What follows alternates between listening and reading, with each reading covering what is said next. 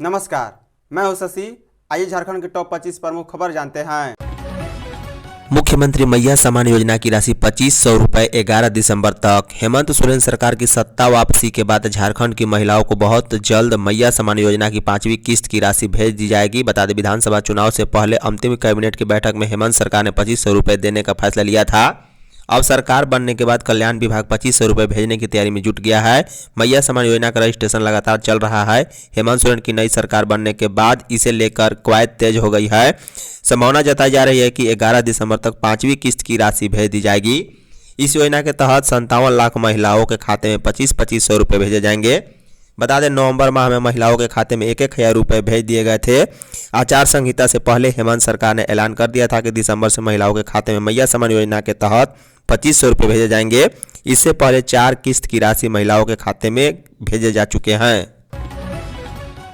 झारखंड के दिव्यांग और अनाथ विद्यार्थियों को महीने में 4000 रुपये देगी सरकार। झारखंड के दिव्यांग और अनाथ विद्यार्थियों के लिए अच्छी खबर है। राज्य सरकार नए शैक्षणिक सत्र 2025-26 से राज्य के सभी दिव्यांग और अनाथ विद्यार्थियों को उच्च और तकनीकी शिक्षा का पूरा खर्च उठाएगी।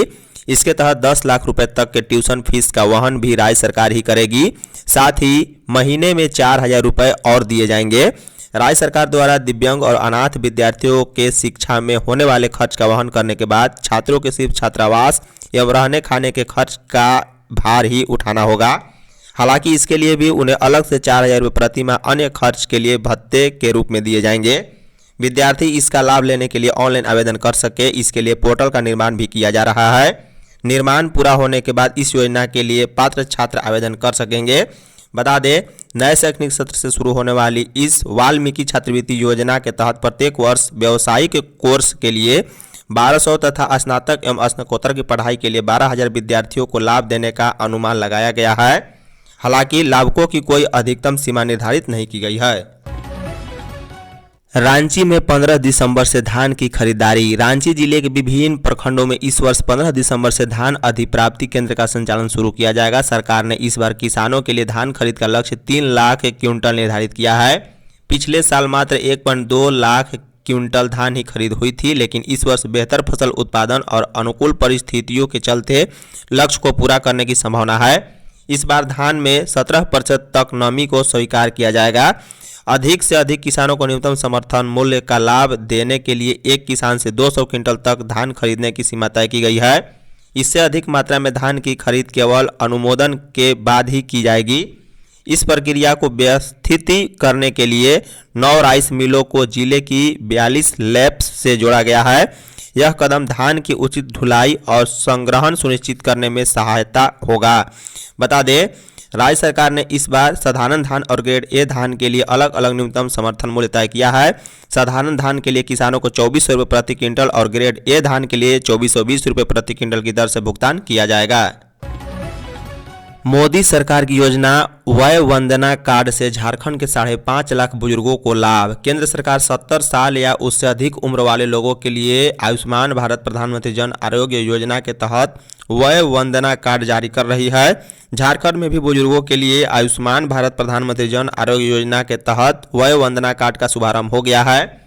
आयुष्मान भारत आरोग्य योजना के तहत 70 साल से अधिक की आयु वाले बुजुर्गों के लिए केंद्र सरकार ने वय वंदना कार्ड बनाने का ऐलान किया था। इस योजना के तहत बुजुर्गों को 5 लाख तक की मुफ्त इलाज की सुविधा मिलेगी। इस योजना का लाभ झारखंड के 5,66,246 बुजुर्गों को मिलेगा। बता दें, वय वंदना कार्ड सिर्फ 70 साल या उससे अधिक उम्र वाले बुजुर्गों का बनाया जाएगा। इसके लिए बुजुर्गों के पास आधार कार्ड होना अनिवार्य है। बुजुर्ग आधार कार्ड के माध्यम से ऑनलाइन या फिर अपने नज़दीकी स्वास्थ्य केंद्र या प्रज्ञा केंद्र पर पहुंचकर ऑनलाइन कार्ड बनवा सकते हैं। गुरुजी क्रेडिट कार्ड योजना में बदलाव। झारखंड के छात्रों के लिए अच्छी खबर है। अब यदि कोई अर्हता प्राप्त विद्यार्थी उच्च शिक्षा के क्रम में किसी बैंक से शिक्षा ऋण ले चुका है तो भी वह गुरुजी क्रेडिट कार्ड योजना का लाभ ले सकेगा। उसे सिर्फ पूर्व का लोन बंद कर संबंधित बैंक से एनओसी प्राप्त करना होगा। इसके बाद उसे उच्च शिक्षा के लिए 15 लाख रुपए तक ऋण मिल सकेगा। इससे पहले गुरुजी क्रेडिट कार्ड योजना में यह शर्त रखी गई थी कि यदि कोई विद्यार्थी पूर्व में किसी बैंक से शिक्षा ऋण ले चुका है तो उसे इस योजना का लाभ नहीं मिलेगा। अब यह शर्त हटा ली गई है। उच्च एवं तकनीकी शिक्षा विभाग ने इसी के साथ इस योजना के कई और नियमों में बदलाव किए हैं। अब इस योजना का लाभ लेने के लिए त्रिपक्षीय करार के प्राविधान को भी सरल कर दिया गया है। योजना के तहत शिक्षा ऋण के लिए सिर्फ बैंक और विद्यार्थियों के बीच करार होगा। उच्च एवं तकनीकी शिक्षा विभाग से करार करने की बाध्यता अब खत्म कर दी गई है। दरअसल बैंक के साथ साथ विभाग से भी करार करने में अधिक समय लग रहा था, इससे विद्यार्थियों को समय पर ऋण नहीं मिल पा रहा था। सीएम हेमंत और हिमंता बिस्वा शर्मा आमने सामने, असम से भी झारखंड में भेजेंगे टीम। विधानसभा चुनाव के बाद एक बार फिर सीएम हेमंत सोरेन और असम के सीएम हिमंता बिस्वा शर्मा आमने सामने हो गए हैं। इसी वजह झारखंड सरकार का एक फैसला है। दरअसल 28 नवंबर को झारखंड कैबिनेट की बैठक में निर्णय लिया गया है कि असम के चाय बागान में कार्यरत झारखंड मूल के जनजातीय समूह की दशा और उन्हें भविष्य में दिए जाने वाली सुविधा के अध्ययन के लिए सर्वदलीय प्रतिनिधिमंडल व पदाधिकारियों का दल असम जाकर जमीनी स्तर पर अध्ययन करेगा, साथ ही सरकार को अपना प्रतिवेदन समर्पित करेगा। इस निर्णय पर असम के सीएम हिमंता बिस्वा शर्मा ने भी झारखंड में एक निरीक्षण दल भेजने की बात कही है। शर्मा ने कहा है कि झारखंड में कुछ चीज़ों का अध्ययन करने के लिए 2 प्रतिनिधिमंडल भेजा जाएगा। उन्होंने कहा है कि 5 दिसंबर को होने वाली असम सरकार की कैबिनेट में इसका निर्णय लिया जाएगा। हिमंता ने कहा है कि हम भी झारखंड जाएंगे और वहाँ 2-3 चीज़ें देखेंगे। चंपई सोरेन का पुराना वीडियो वायरल होने से नाराज। पूर्व सीएम चंपई सोरेन का सोशल मीडिया पर पुराना वीडियो वायरल हो रहा है। वायरल वीडियो में चंपई सोरेन को हेमंत सोरेन की तारीफ करते हुए दिखाया गया है। चंपई वीडियो में यह कहते हुए नजर आ रहे हैं कि हेमंत सोरेन ने अपने कार्यकाल में काफ़ी सारे काम किए हैं। इस वायरल वीडियो पर चंपई सोरेन ने सोशल मीडिया पोस्ट में लिखा है कि एक एजेंडा के तहत पुराना वीडियो वायरल करवाकर मेरे संबंध में कुछ भ्रामक अफवाहें फैलाई जा रही है। चुनाव के समय भी ऐसा किया गया था, कृपया ऐसी झूठी अफवाहों से बचें। सरकार ने ट्रेजरी के 2812 करोड़ अपनी झोली में डाले, बाबूलाल मरांडी। झारखंड के पूर्व मुख्यमंत्री और भाजपा के प्रदेश अध्यक्ष बाबूलाल मरांडी ने राज्य सरकार पर गंभीर आरोप लगाए हैं। उन्होंने सोशल मीडिया प्लेटफॉर्म एक्स पर पोस्ट कर कहा है कि हाल ही में ट्रेजरी से 2812 करोड़ रुपए निकाले गए हैं, जिसे सरकार अपनी झोली में डालकर बैठी है। मरांडी ने कहा है कि यह पैसा विकास कार्यों में खर्च करने के बजाय सरकारी और उनके मुलाजिमों की तिजोरी में डालने की साजिश चल रही है। आगे कहा है कि जब इस राशि का हिसाब मांगा गया तो सरकार ने चुप्पी साध ली। मरांडी ने अपने पोस्ट में आगे कहा है कि भ्रष्टाचार इतना बढ़ चुका है कि एक विभाग का पैसा दूसरे विभाग वाले निकाल कर हजम कर रहे हैं। विकास के नाम पर जनता के पैसों का दुरुपयोग हो रहा है। यह विकास की राह में सबसे बड़ी रुकावट है। बाबूलाल ने आगे कहा है कि विकास का पैसा विकास में लगाइए, ना कि अपनी तिजोरी का वजन बढ़ाइए। सरकार को जनता के पैसे का हिसाब देना होगा और इसका सही इस्तेमाल सुनिश्चित करना होगा। शशि भूषण मेहता को नेता प्रतिपक्ष बनाने की मांग। झारखंड विधानसभा चुनाव में भाजपा का हार के बाद पार्टी के अंदर खींचातानी की तस्वीरें सामने आने लगी है। एक तरफ पार्टी के प्रदेश कार्यालय में 2 दिवसीय समीक्षा बैठक चल रही है, वहीं दूसरी तरफ कार्यालय के बाहर कुशवाहा समाज के लोगों ने प्रदर्शन किया। प्रदर्शनकारी कुशवाहा समाज के विधायक शशि भूषण मेहता को नेता प्रतिपक्ष बनाए जाने की मांग की है। प्रदर्शनकारियों ने हाथों में बैनर पोस्टर लेकर भाजपा कार्यालय के बाहर जमकर नारेबाजी की। भाजपा कार्यालय के बाहर प्रदर्शन कर वे जताने की कोशिश की है कि पार्टी में कुशवाहा समाज का प्रतिनिधित्व मजबूत होना चाहिए। रांची की जनता व्हाट्सएप पर करे शिकायत। रांची डीसी मंजूनाथ भजंत्री पदभार लेने के बाद रेस में हो गए हैं। वे लगातार पदाधिकारियों के साथ बैठक कर जनता की समस्याओं पर चर्चा कर रहे हैं। शिकायत लेकर समाहरणालय पहुंचने वाली जनता को किसी तरह की परेशानी न हो, इसको लेकर भी डीसी ने पदाधिकारियों को कई निर्देश भी दिए हैं। प्रत्येक सप्ताह के शनिवार के दिन जनता के शिकायतों की समीक्षा भी की जाएगी। इसमें लोगों से प्राप्त होने वाले शिकायतों को ससमय निराकरण के लिए संबंधित विभाग को भेजा जाएगा। शिकायत पर की गई कार्रवाई से संबंधित प्रतिवेदन समय समय पर उपलब्ध कराना होगा। वहीं रांची डीसी मंजूनाथ भजंत्री के निर्देश पर जिला जन शिकायत कोषांग भी रेस हो गया है। जिला जन शिकायत कोषांग समाहरणालय ब्लॉक 1 के कमरा संख्या 220 में डीसी ने आम जनता को अपनी शिकायत को लेकर रांची जिला जन शिकायत कोषांग में आवेदन जमा करने की अपील की। उन्होंने जनता से आवेदन की रिसीविंग भी लेने को कहा है। इसके बाद कोषांग प्राप्त आवेदन पर यथाशीघ्र नियमानुसार कार्रवाई करेगा। झारखंड में प्रतिदिन मिल रहे 7 HIV संक्रमित। झारखंड में HIV संक्रमितों की संख्या हर रोज बढ़ रही है। विश्व एड्स दिवस के पहले झारखंड एड्स कंट्रोल सोसाइटी की ओर से जारी आंकड़ा बताता है कि राज्य में हर रोज औसत 7 HIV संक्रमितों की पहचान हो रही है।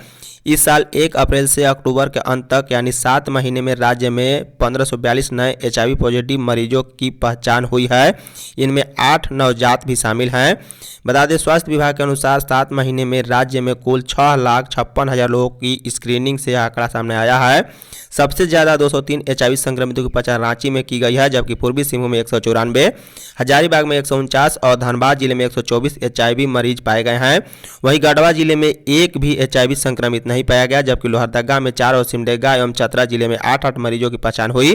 पिछले साल राज्य में कुल 12 लाख से भी अधिक लोगों की स्क्रीनिंग के बाद 2074 HIV संक्रमितों की पहचान हुई थी। पलामू बालिका गृह में यौन शोषण की उच्च स्तरीय जांच हो बीजेपी। पलामू जिले में स्थित बालिका गृह में बच्चियों के साथ यौन शोषण की घटना पर भाजपा ने राज्य सरकार पर निशाना साधा है। प्रदेश प्रवक्ता अजय शाह ने इस गंभीर घटना को राज्य के तंत्र और प्रशासन की विफलता करार दिया है।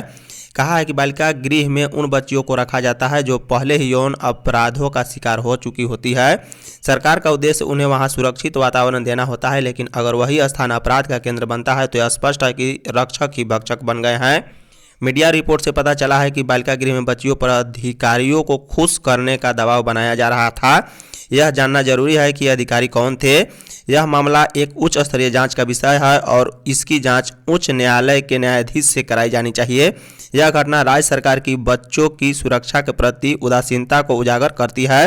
उन्होंने कहा, हाई कोर्ट के दबाव के बाद ही 3 साल पहले झारखंड राज्य बाल संरक्षण आयोग का गठन किया गया। इसके बावजूद पिछले 1 साल से आयोग के अध्यक्ष का पद खाली पड़ा है, जो सरकार की लापरवाही को दर्शाता है। अवैध बालू पर रोक लगाए डीसी हेमंत सोरेन। मुख्यमंत्री हेमंत सोरेन ने बालू और लॉटरी के अवैध धंधे पर उपायुक्तों को तत्काल रोक लगाने का निर्देश दिया है। सोशल मीडिया पर बोकारो में ट्रैक्टर से बालू की अवैध ढुलाई करती तस्वीर पर संज्ञान लेते हुए मुख्यमंत्री ने यह निर्देश दिया है। साथ ही अन्य जिलों के डीसी को भी कार्रवाई करने को कहा है। उधर दुमका में लॉटरी के अवैध धंधे पर भी डीसी को तत्काल कार्रवाई करने का निर्देश दिया। सोशल मीडिया पर डाली गई एक खबर के अनुसार दुमका में रातों रात करोड़पति बनने के चक्कर में युवाओं के बर्बाद होने की जानकारी दी गई है। कहा गया है कि प्रतिबंधित लॉटरी के चक्कर में दुमका के युवा अपनी मेहनत और समय को गंवा रहे हैं। झारखंड के 45% स्कूलों में नहीं हुआ मिड डे मील का ऑडिट। झारखंड के 45% स्कूलों में मध्याह्न भोजन योजना का वैधानिक आरक्षण नहीं हो पाया है। 31 अक्टूबर तक ही यह प्रक्रिया पूरी कर ली जानी थी, लेकिन पूरी नहीं हो सकी है। राज्य के 35,497 में 19,397 स्कूलों का ही वैधानिक ऑडिट हो सका है। अभी भी 16,100 स्कूलों का सोशल ऑडिट नहीं हो सका। स्कूली शिक्षा व स्वच्छता विभाग ने विशेष आग्रह पर इसकी तारीख 31 दिसंबर तक बढ़ा दी है। 31 दिसंबर तक वैधानिक ऑडिट की प्रक्रिया पूरी नहीं की गई तो संबंधित अधिकारियों पर कार्रवाई की जाएगी। झारखंड में 8 दिसंबर से पल्स पोलियो प्रतिरक्षण अभियान। झारखंड में पोलियो मुक्त स्थिति को बनाए रखने के लिए उच्च जोखिम वाले 7 जिलों में 8 दिसंबर से पल्स पोलियो प्रतिरक्षण अभियान चलाया जाएगा। उच्च जोखिम वाले जिन जिलों में अभियान चलाया जाना है उनमें बोकारो, देवघर, गिरिडीह, जामताड़ा, पाकुड़, रामगढ़ और साहिबगंज जिला शामिल हैं। स्वास्थ्य विभाग के प्रधान सचिव अजय कुमार सिंह ने सभी जिलों के लिए अलग अलग अधिकारियों को नामित करते हुए अभियान को सफल बनाने की जिम्मेदारी दी है। वहीं NHM झारखंड के राज्य नोडल पदाधिकारी डॉक्टर BK सिंह ने सभी संबंधित जिलों के सिविल सर्जनों को 100% उपलब्धि के लिए तैयारी एवं प्रचार प्रसार सुनिश्चित करने का निर्देश दिया। डॉक्टर सिंह ने बताया है कि उक्त सभी 7 जिलों में अभियान के पहले दिन 8 दिसंबर रविवार को बूथों पर 0 से 5 साल के बच्चों को पोलियो की खुराक पिलाई जाएगी। किसी कारणवश पहले दिन जो बच्चे छूट जाते हैं उन्हें सोमवार और मंगलवार को घर घर जाकर पोलियो की खुराक पिलाई जाएगी। आलू रोकने मामले में सीएम हेमंत ने लिया संज्ञान। मुख्यमंत्री हेमंत सोरेन ने झारखंड बंगाल अंतर्राज्यीय सीमा पर आलू को लेकर आने वाले वाहनों को रोकने संबंधी सूचना पर रविवार को संज्ञान लिया है। उन्होंने राज्य की मुख्य सचिव अलका तिवारी को तत्काल मामले का समाधान करने का निर्देश दिया। मुख्य सचिव ने मुख्यमंत्री से निर्देश मिलने के बाद पश्चिम बंगाल के मुख्य सचिव मनोज पंत से इस मामले में फोन पर बातचीत की। बंगाल के मुख्य सचिव ने उन्हें भरोसा दिलाया है कि जल्द ही एक कमेटी बनाकर आलू के मामले का निष्पादन सुनिश्चित किया जाएगा। बता दें कि बंगाल सरकार ने राज्य में आलू का भंडार बनाए रखना, कीमतों को नियंत्रित रखने के लिए अंतर्राज्यीय आपूर्ति पर प्रतिबंध लगा दिया है। झारखंड मौसम। बंगाल की खाड़ी से उठा फेगल तूफान चेन्नई तट पार करने के बाद कमजोर पड़ गया है। वहीं इसके असर से झारखंड में रांची समेत विभिन्न जिलों में रविवार को भी बादल छाए रहे। हल्की बारिश भी हुई है। पश्चिमी सिंहभूम में 12.0 मिलीमीटर और सिमडेगा में 2.5 मिलीमीटर बारिश दर्ज की गई। अगले 2 दिन विभिन्न जिलों में बादल छाए रहेंगे, लेकिन 4 दिसंबर से बादल छटने ही ठंड शुरू हो जाएगी। मौसम विभाग रांची के अनुसार बारिश से कोल्हान के विभिन्न क्षेत्रों में सामान्य से 3 डिग्री अधिकतम तापमान गिर गया है। वहीं जमशेदपुर का अधिकतम 25.1 और न्यूनतम तापमान 18.0 डिग्री रहा। वहीं राज्य के विभिन्न जिलों का न्यूनतम तापमान सामान्य से 5 डिग्री तक बढ़ गया है। कोल्हान में सबसे अधिक न्यूनतम तापमान सरायकेला का 18.6 डिग्री, जबकि सिमडेगा का 17.5, पश्चिमी सिंहभूम का 16.9 और खुट्टी का 16.6 डिग्री दर्ज किया गया है। धन्यवाद।